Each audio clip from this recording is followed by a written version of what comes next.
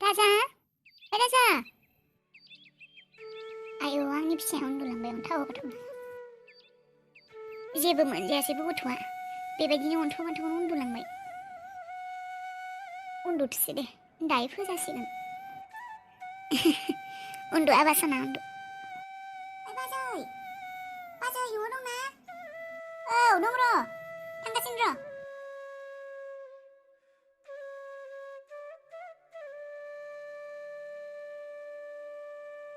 रानिजि माथो फै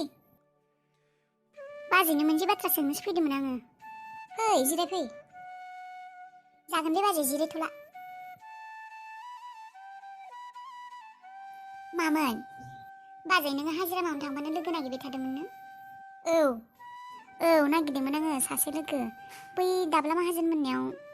माइ जावहैनांगौमोननो बाजै आं थांगोन दे नों रोंगौ औ बाजै रोंगौ गासैबो खामानिखौनो रोंना थानाया मोजां दे बाजै माब्ला मा खामानिया खामानियाव फैयो जेबो गेरेन्थि गैयालै बाजै सोलोंना थानाया मोजां नंगौ थर' रानि दा आंखौ नाय आं आगोल सिख्ला समाव जेबो खामानिखौनो मावामोन न'आव जेबो नांगौथिखौनो सानामोन खामानि मावनायफोरखौ फिसा फिसा न'खराव खामानि थायो बेफोरखौ मावनानै सोलोंना थानाया मोजां रानि मोजांमार आंबो दासो बुजिबाय आं आगोल न'आव थाबा जेबोखौनो मावामोन जेबो बायदिनो सानामोन बेफोर खामानिखौ दा दिनैसो मोनथिबाय आगोलनिफ्रायनो एसे एला माइ जावनाय माइरं जावनाय मैगं खानाय माबा माबि फिसा फेनला खामानि बेफोरखौ सोलोंना लानायमोनब्ला जुमाय संनाय माबा माबि बेफोरखौ सोलोंना लानायमोनब्ला दिनै एसेबां खस्थ' जानाय नङामोन खस्थ' मोननाय नङामोन आङो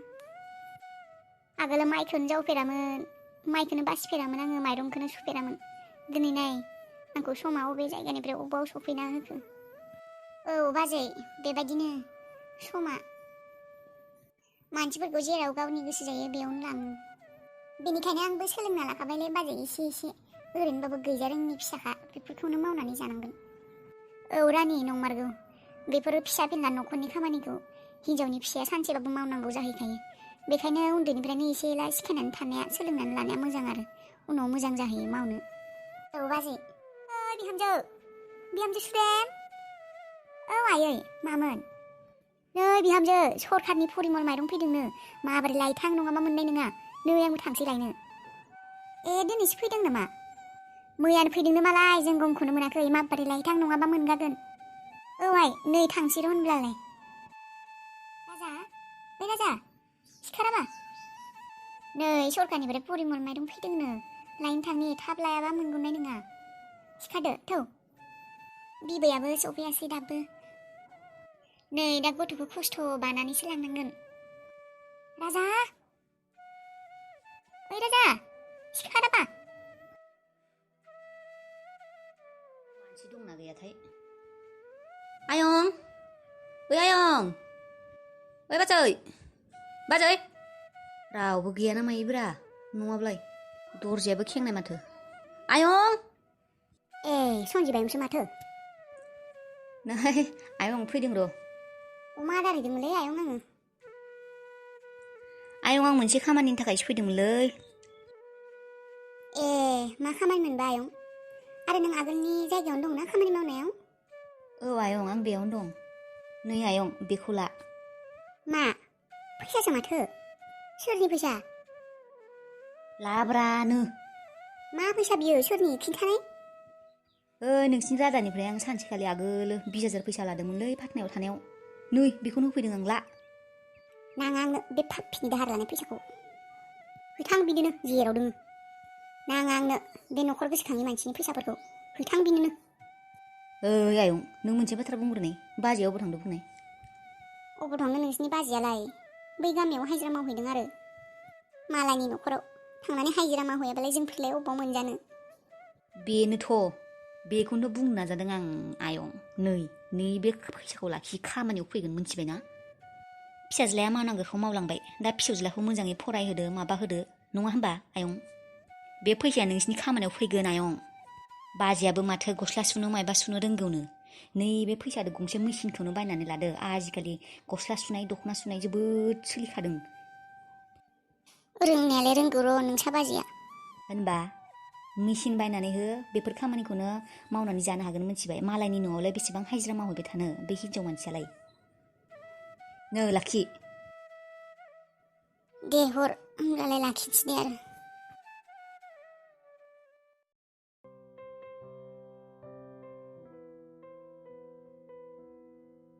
हेलौ राफोद थांसै नामा मानसि गैला रावबो थांजोब्बाय खानाया सिख्लाया न'आव हारसिं दं रावबो गैलालै दहायनिफ्रायनो जों नायगासिनो खाना सिख्लायाल' दङ हारसिं न'आव दानो खावहैखानोसै नङाबा उनाव हराव हानाय नङा मानसि फैजोबगोन थांसै जोङो औ आंजों ना बै लकेलनिना 2 किल'मिटारसो गोजाननि सासे बिनिनो लकेल दं जोंफोर सानैल' थांसै सान्स नागिरनानै दसे उनाव थांसै जोङो दे एक टकलू भाई आ जाओ वो लड़की अकेली है ना घर पे अकेली है ना देखो टकलू भाई लड़की के बारे में कुछ मत सोचना ठीक है हम सिर्फ चोरी करेंगे उसके बाद वापस आएंगे हाँ ठीक है मुझे मत समझाओ और सुनो सावधान से काम करना ठीक है कोई भी गड़बड़ मत करना गड़बड़ी नहीं चाहिए मेरे को अरे भाई टेंशन काहे को लेते हैं मेरे को सब कुछ मालूम है चल कोई नहीं अभी चलो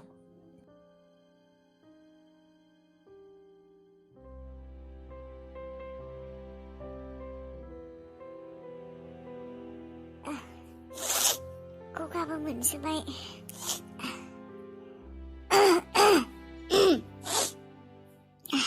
दसे उन्दुनानै थानोसै वो घर तो मस्त है करोड़ों का माल होगा इस घर में ये टकलू भाई करोड़ चोर अभी तू वो क्या तिजोरी अरे यार तू भी क्या चिक चिक करता रहता है अभी पहले तो मैं लड़की देखूंगी उसके बाद चोरी करूंगी अरे यार तुझे लाना ही नहीं चाहिए था मैंने पहले ही बोला था ना लड़की का चक्कर छोड़ पहले चोरी कर यार अरे पागल जा अलमारी दे कोई आ जाएगा जल्दी से करो ना यार अरे यार तू भी ना रुक जालालै बालजोंबो सिखावानो माबाय सिख्लानोसो धान्दा मारिबाय थादों जोग्लानोसो लुलै बाल बांद्रायखायनोथ' साला खानाय गिजिलै खर' बे थाख्लुआ टकलू तू ऊपर जाके देख मैं उस साइड में जाता हूँ ठीक है अरे भाई ठीक है मैं जा रहा हूँ ओ क्या माल है अंधी है लेकिन बहुत ही तगड़ा माल है एक बार मिल जाए क्या जबरदस्त माल है रे बे सैमाया नुदोंना इतने सुंदर तो हमारे एरिया में कोई नहीं है अंधी है लेकिन वाह बड़ी है बड़ी हाय हिंजावफोरना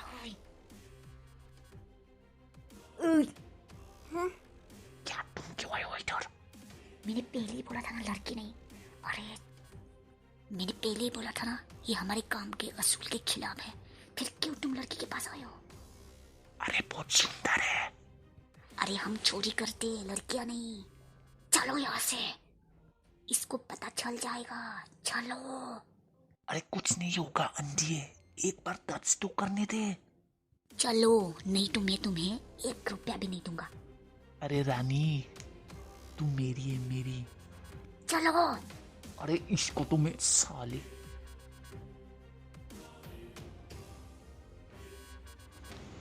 नै दिनै प्रेजेन्टेसन दोङो फाइलखौनो लाबोनो बावगारबाय आं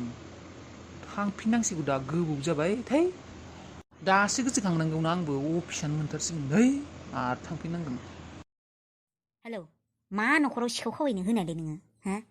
थाइसे सारायना नयाबो मोनाखै मिथिबाय ओइ गासैबो सिकिउरिटि लक मारिजोबनायसो बिखौ आरो जों हायो नामा दे दोन जेबो मोनबोआसैबो ओरैनो टाइम लसनो दोन अरे भाई सुनो ना क्या यार मुझे टॉयलेट लगी है तू ऐसा करना इस आगे पे पेट्रोल पंप है ना उस पे रोक देना गाड़ी क्या अरे हाँ रोको गाड़ी और ऐसा कर तू पहले जा मैं बाद में आऊंगी हाँ तू जा खाइसो आज तो मजा ही आ जाएगा बोरो लड़की के साथ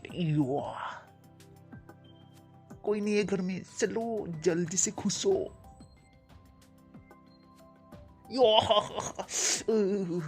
अरे आजा जाने मन आजा। हाँ सर। अरे मैं हूँ तेरा प्यार। हाँ कौन है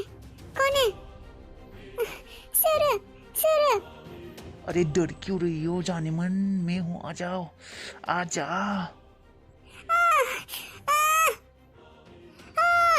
बस नहीं बस नहीं। ओए ओए ओए ओए आ जाओ आ जाओ।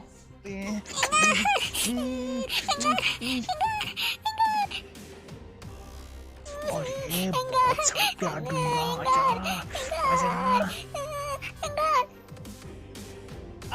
साली लात मारता है। साली तुझे नहीं छोड़ूंगी मैं।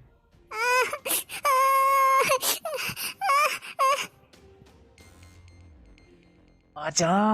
नहीं छोड़ूंगा मैं तुझे।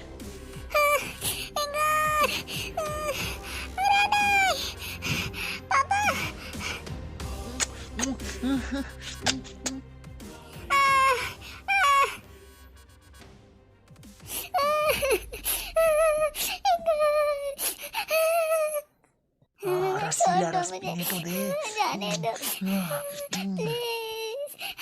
जाने दो प्लीज, छोड़ दो मुझे प्लीज। छोड़ने के लिए नहीं आया मैं। Aku tangan, please. Dengan saya पैसा नांगौ होगोन आं, please. Please, आंखौ जेबो दा खालाय, please. tangan, please. अरे चुप रहो। Radai, आंखौ बासाय Radai. Papa. अबे चुप। तेरे जैसे आम की रसीला रस पीने तो दे। प्लीज कुछ मत करो मुझे, प्लीज।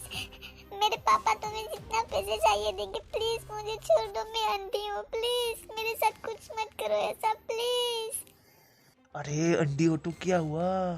तुम्हारे जैसे आम की रस कहाँ मिलेगा इतना मीठा।